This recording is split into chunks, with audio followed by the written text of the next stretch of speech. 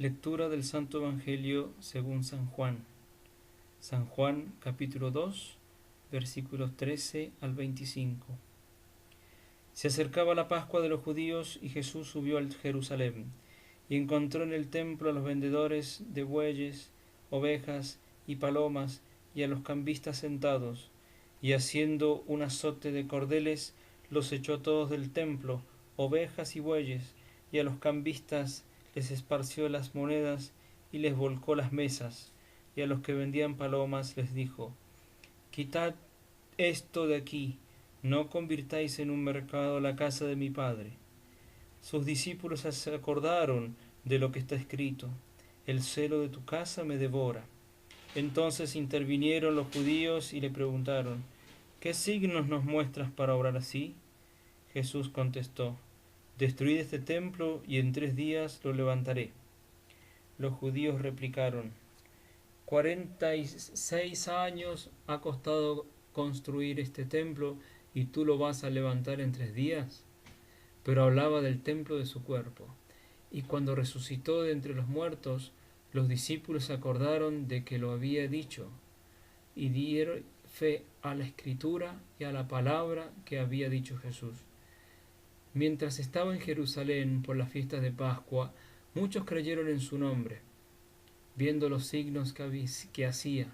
Pero Jesús no se confiaba con ellos, porque los conocía a todos y no necesitaba el testimonio de nadie sobre un hombre, porque él sabía lo que hay dentro de cada hombre. Palabra del Señor. Gloria a ti, Señor Jesús. Queridos míos, los santos evangelios nos ofrecen las páginas más hermosas sobre la vida del Señor. Son páginas divinas que nos enseñan lo que dice nuestro Señor, pero también nos enseña cómo obrar en determinados casos de nuestra vida. Todo el Evangelio es un aprender a vivir según el pensamiento y el corazón de Cristo.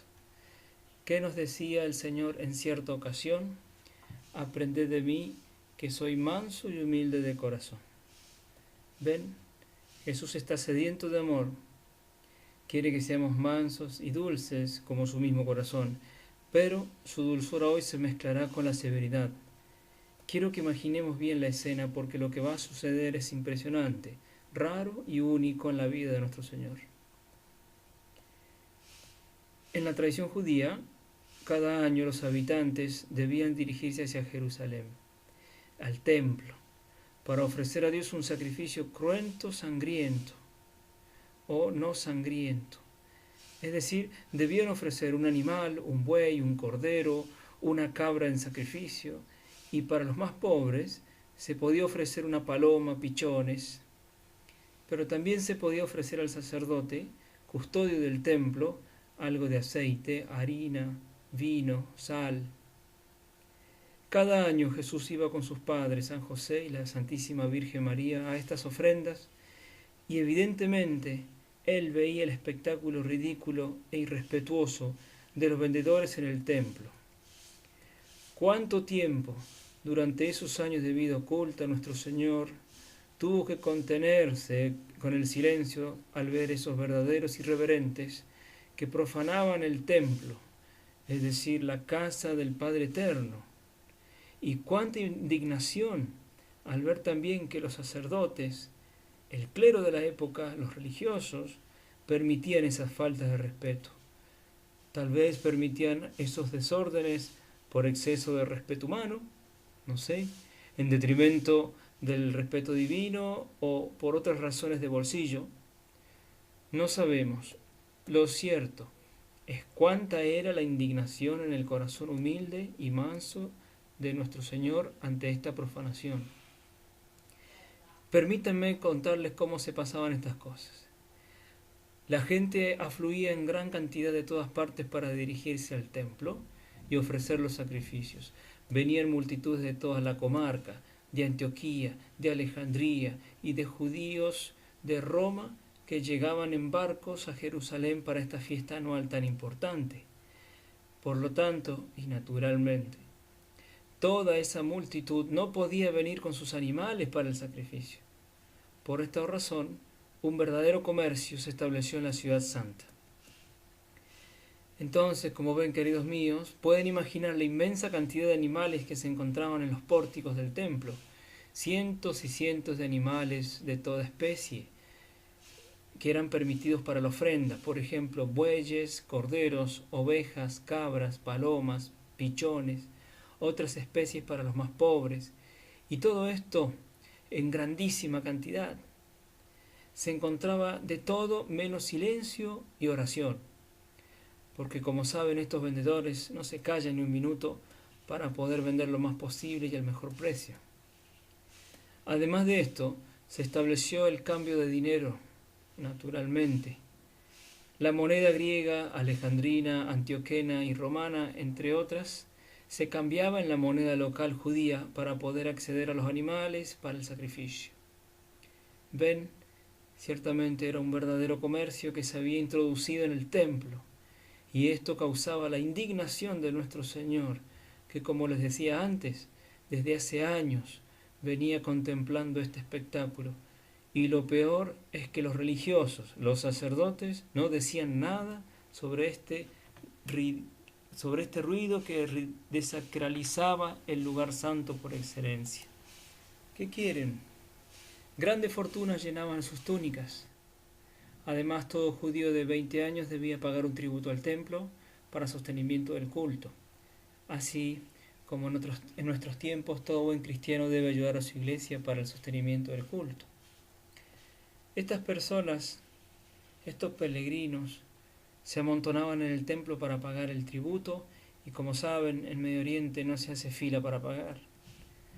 Todos se abalanzan para terminar lo más pronto sus negocios, y así, entre codazos y empujones, se llega a la ventanilla de pago para entregar la moneda. Como les decía, nuestro Señor había visto esta terrible profanación del templo, pero ahora Jesús, con sus 30 años, inicia su ministerio público. Ahora puede hablar, obrar, y digamos que comienza fuerte y enérgicamente barriendo la casa del Padre Eterno, o mejor dicho, barriendo su casa de toda profanación. Queridos míos, creo que ya la composición del lugar y la situación del templo la tienen bien precisada. Ahora nos adentramos con nuestro Señor y sus discípulos al templo. Acompáñenme, porque lo que vamos a ver es impresionante y nos deja una grandísima enseñanza. Nuestro Señor, con su caminar sereno, firme y su mirar dulce y pacífico, de repente, ¿qué ve en el suelo? Algunas cuerdas enredadas, tal vez, que habían servido para atar a los animales. Las recoge para armarse rápidamente un buen látigo, un excelente látigo. Recuerden que nuestro Señor vivió 30 años viviendo con sus manos, trabajando manualmente. Su inteligencia divina es de lo más práctica que se puede imaginar. Ahí lo vemos que en 2 segundos fabrica su instrumento de purificación. Con este acto nuestro Señor nos revela su carácter decidido, su celo por lo sagrado y su energía para denunciar el error y el pecado. Esta escena es Dios quien la quiere y quien la vive. Y nuestro Señor se dirige a estos comerciantes y con una violencia inacostumbrada comienza a golpear intensamente. Tal vez golpeaba los lomos de los animales más grandes, los bordes de las mesas de cambio. Todo va fuera.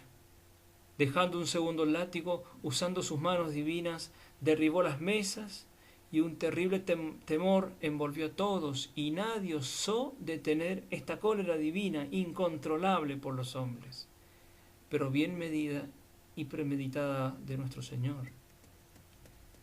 Su plan fue implacable y eficaz.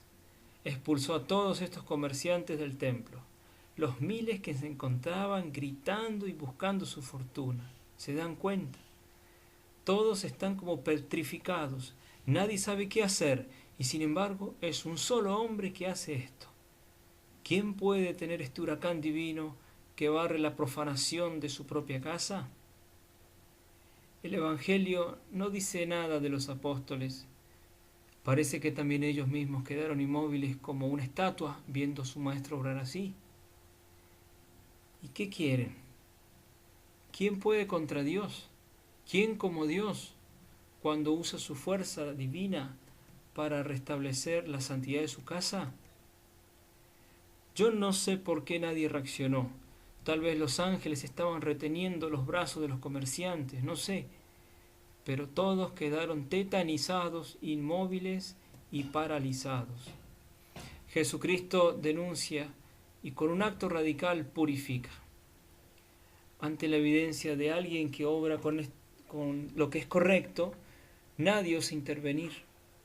¿Cuán pocas veces, queridos hermanos, tenemos la posibilidad nosotros de intervenir, de hablar, de decir lo que pensamos, de denunciar algo que está mal, una actitud que no compagina con el Evangelio, y no tenemos el valor de hacer por miedo al qué dirán, o por esperar que venga otro que lo haga por mí? Jesucristo en el templo se lanza contra todo el mundo. No para condenar a estos hombres, sino para corregir, para purificar, para enderezar y para devolver la primacía al lugar santo en los corazones de estas multitudes. El amor por lo divino. El amor por lo divino, el respeto por lo sacro, el estupor por el misterio de la casa de Dios. Eso debían ser los intereses de los religiosos y sacerdotes y también de aquellos peregrinos. Queridos míos, hay muchísima energía en Cristo. La vemos en el Evangelio. Y esta energía divina que Él nos quiere dar y que tenemos que aceptar, está al alcance nuestro. Recuerden esas incisivas palabras del Papa Juan Pablo II, santo, que decía así: abrid las puertas a Cristo, no tengáis miedo de aceptar su gran potestad. Sí, aceptar su potestad, su poder en nosotros, su energía divina en nuestras facultades. Él nos quiere sus instrumentos para poder encarnar su celo por el templo, por la iglesia, por su culto. Él quiere purificar el mundo de los ídolos por medio de los santos y santas. Él quiere fervorosos cristianos, quiere santos y fogosos sacerdotes, quiere misioneros imparables que ardan, que golpeen no con los puños, sino con la fuerza de la caridad, la fe y el valor apostólico. ¿Cuántos cristianos, religiosos y sacerdotes tienen el síndrome de los topos? Es decir, sienten un ruido amenazador y se esconden. Queridos míos, el celo por las cosas de Dios debe ser nuestro detonador. Esto nos enseña nuestro Señor Jesucristo con su sacra violencia de hoy. Que nos quede bien claro, queridos hermanos, que nuestro Señor permanece dulce y humilde, pero sin piedad contra los profanadores del lugar santo. Y ese lugar santo no solo es el templo, la iglesia, que posee el sagrario, que contiene la presencia real de Jesucristo, sino también el templo, el lugar santo de nuestra alma. Somos templos del Espíritu Santo. Y los profanadores son los demonios que con inmundas insinuaciones nos proponen el pecado. Sí, el pecado, lepra del alma, cáncer del espíritu. Esta es la peor de las profanaciones, y contra esto nuestro Señor no tiene piedad. Él quiere barrer el pecado de nuestra alma, el pecado mortal primero, que es abominable, y el venial, que nos deja terribles consecuencias. Él quiere purificar, devolver el silencio y la sacralidad a nuestra alma, para que la gracia de Dios pueda desarrollarse libremente, sin obstáculos, y convertirnos en grandes santos. El celo de Cristo por la pureza de nuestra alma lo devora. Es su tormento, y no descansará hasta vernos limpios, puros, convertidos en una imagen plena y perfecta, según su plan trazado en su corazón, traspasado por la lanza. ¿Qué dice nuestro Señor a estos comerciantes y profanadores? Saquen esto de aquí y no hagan de la casa de mi Padre una casa de comercio. Saquen todo esto de aquí, queridos míos. En sentido espiritual significa sacar todas las cosas, todos los falsos dioses que profanan nuestra alma, todos los comercios y los ruidos que nos distraen de Dios nuestro Padre. Saquen todo esto de aquí. Es el grito lleno de celo y de amor divino de Cristo por la pureza y santificación de nuestra alma. Por eso, no profanemos jamás nuestro santuario interior, porque el celo del Señor está pronto a custodiarlo y recuperarlo si por desgracia lo hemos profanado. La voluntad divina es mantener el orden sagrado de nuestra alma. Y para ayudar a mantener este orden y esta belleza armoniosa, nadie más celosa y ardiente de amor materno como María, la Inmaculada Concepción, siempre pronta a barrer y a ordenar nuestra alma, protegiéndola de todos los comerciantes y falsos ídolos. A María Santísima, queridos míos, le debemos todo, ya que ella, siguiendo el orden de su Hijo, nos da la gracia de la conversión y de la perseverancia. Y para terminar, dejemos que el Señor Jesucristo y su Santísima Madre penetren nuestra alma y pongan orden. Todos somos pecadores y necesitamos de conversión.